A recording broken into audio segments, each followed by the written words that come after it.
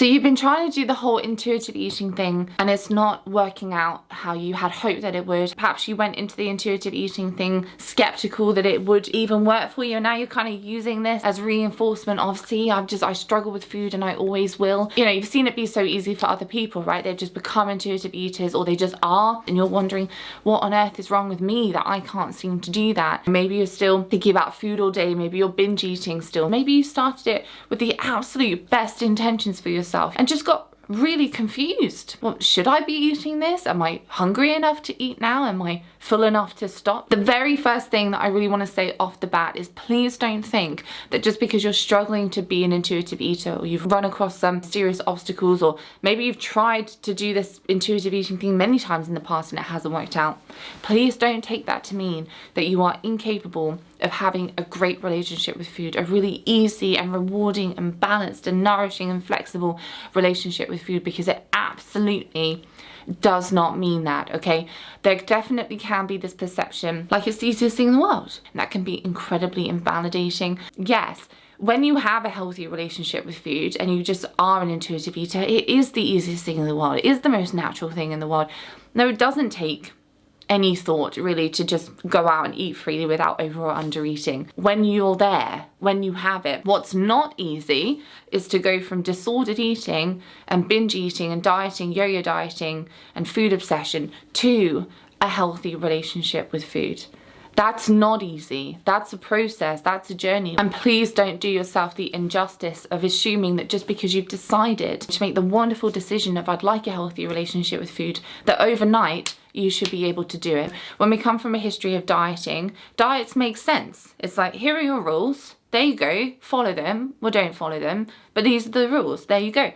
But our relationship with food, which is what we're talking about when we're talking about intuitive eating, we're talking about changing our relationship with food. And that can be very, very confusing and overwhelming to someone who doesn't fully understand. To put it in perspective, my story is that I had basically every single eating disorder. I had anorexia, I had bulimia, I had emotional eating, I had orthorexia, I had binge eating, spanning over 10 years, which I consequently got myself out of to have a great relationship with food today.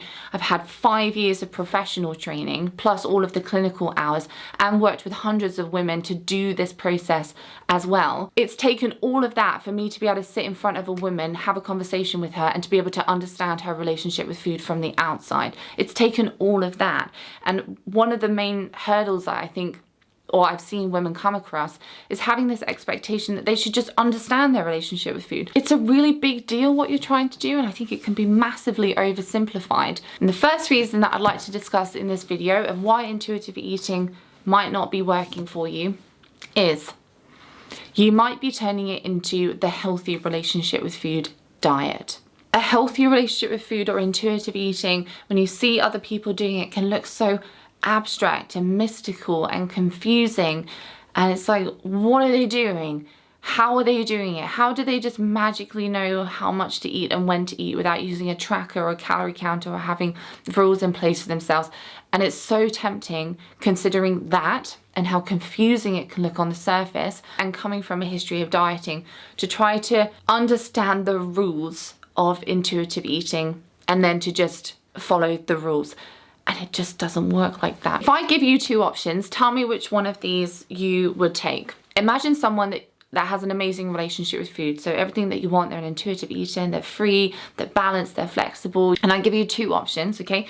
I can follow that person around like a stalker and write down everything that they eat every single day and hand it to you as a daily diet plan, you know? And on paper it's perfect, right? It's balanced and flexible, and it's got some chocolate in there, and it's nourishing. It's just, on paper it's absolutely perfect.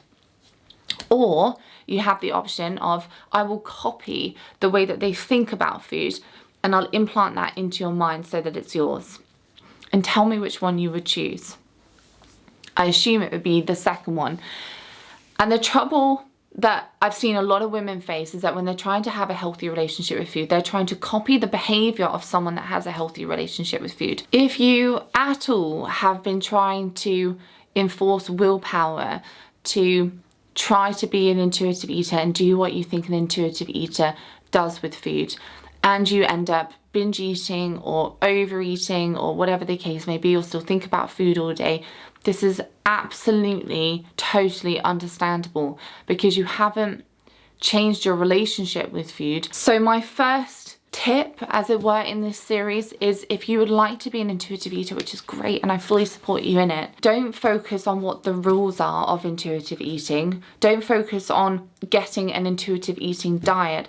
Focus on changing your relationship with food, which is far more about how you think about food and how you feel about food than it is about what you're actually eating, if you see what I mean. But in order to change your relationship with food, obviously you're going to have to understand your relationship with food. But I've seen a lot of women shoot themselves in the foot when it comes to understanding their relationship with food, because they're very quick to blame weak will, lack of willpower, liking food too much, sugar addiction even, on their behavior with food. Or they get so guilty over eating certain things that they don't have the space and the self-compassion to actually be able to reflect on what's really going on. In every single woman that I've worked with so far, and there may be exceptions to this, but so far in every single woman that I've worked with, there has always been an actual reason as to why they've ended up binge eating or overeating or wanting to eat when they're not hungry, or thinking about food all day, or whatever the case may be. Let me give you an example of how this could play out in the two different scenarios. Let's say there's a lady that's got onto the path of intuitive eating, and for a few days everything seems to be going according to plan. She's not over or under eating, she's eating delicious food and nutritious food, and she's feeling like, you know, I'm in control, I've got this. She's feeling really, really excited and everything is going swimmingly. And then on the fourth day, she's eating dinner, and then she keeps eating and she keeps eating and keeps eating at dinner until she's really overly full. She hasn't had a binge, but she's really overly full. And then after, she's like, what on earth just happened? Why did I do that? And she starts berating herself. She starts feeling guilty. Oh, maybe I'm not as in control as I thought that I did. See, I can't be trusted. I just like food too much. I suppose I could just be better tomorrow and just try harder tomorrow. And her immediate response was just, I just wasn't strong enough. And then the second way that this could go, everything else is the same. She's been doing the intuitive eating thing, and she's been eating freely without over or under eating. And she's thinking, yes, like she's really excited. No, I've got this. And then on the fourth day, she's eating dinner and she eats more and more and more and more and more until she feels really uncomfortably full. But in this scenario, she sits back and she goes, huh, that was interesting that happened. Everything's kind of been going swimmingly and according to plan, so to speak, for a few days. But then today I felt the need to keep eating, even though I wasn't hungry. I wasn't at all hungry. I felt full and I kept pushing past it. That's really interesting. What was different about this scenario to all of the other days? Why did I want to keep eating even though I was full? I was satisfied. And initially she's like, well, I don't know, I just really like the taste of the food. I just wanted to keep eating it. Then she tried a different question. That point where I started to get comfortably full and satisfied, I kept wanting to eat. But if I'd chosen to stop eating at that point when I was comfortable and satisfied, what do I feel like I would have missed out on by not continuing to eat? And then the answer came to her. Well, I was trying to put off going back to work, so I figured so long as I was still eating, I wouldn't have to go back and finish my chores and the work that I had to do after dinner. So I was eating so that I could procrastinate and allow myself that space to relax. So then she started wondering, well, okay, why? Because I don't feel very good now. I feel uncomfortably full. I feel stuffed. That wasn't very pleasant. I didn't really want the food. I wasn't hungry for it in any way. So why didn't I just do something else to relax before I got back on with my chores? And then in that moment, she realized that she didn't have permission from herself to relax. So what she had done while she was eating, she knew the chores were coming. She knew the work was coming. She didn't want to have to deal with that right now. So she checked out. But then when she was reflecting on it, she was thinking, well, I took that time anyway. I took those 20 minutes anyway, but I ended up eating and getting uncomfortably full, which is something I didn't really want to be doing. And if I'd actually given myself permission to relax and say, I'm going to have my meal, and then I'm going to have 20 minutes just to decompress from the day, I'm going to have a shower, I'm going to watch a YouTube video, and then I'm going to get on with my work and my chores. She realized in that moment that had she been aware of all of that beforehand, she absolutely would have chosen to do that rather than to keep eating. And so from that point on, without forcibly trying to remove the food or telling herself that she couldn't eat, that part of her overeating or emotional eating, shall we call it, just dissolved on its own and was made redundant, and the urge to use food in that way went away all on its own.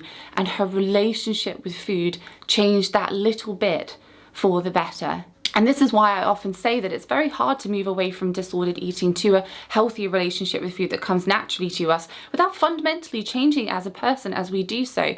Because the food element of it is, in my experience, it's just the symptomatic part. A lot of it, when we're struggling with food, has actually got nothing to do with food at all. You know, nearly every single one of my clients or the women that I work with come and they desperately want to do the healthy relationship with food thing right from day one, or perfectly from day one. And so I've seen it time and time again, the temptation to just turn it into a new, almost flexible diet plan and to follow all the rules of a healthy relationship with food really well. But then how is it any different to everything that we've done before? And if we're basically doing what we did before, then how could we expect to get a different result out of it? Or are you approaching this journey as you changing your relationship with food, and therefore understanding it and digging a little bit deeper and asking these really important questions about why you use food in the way that you do? If you need any extra help in the meantime, then in the description there'll be resources that I've created that you can check out, and my services and the type of help that I offer.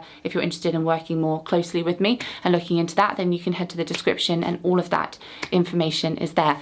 But thank you so much for watching, and I will see you in the next one. Bye for now.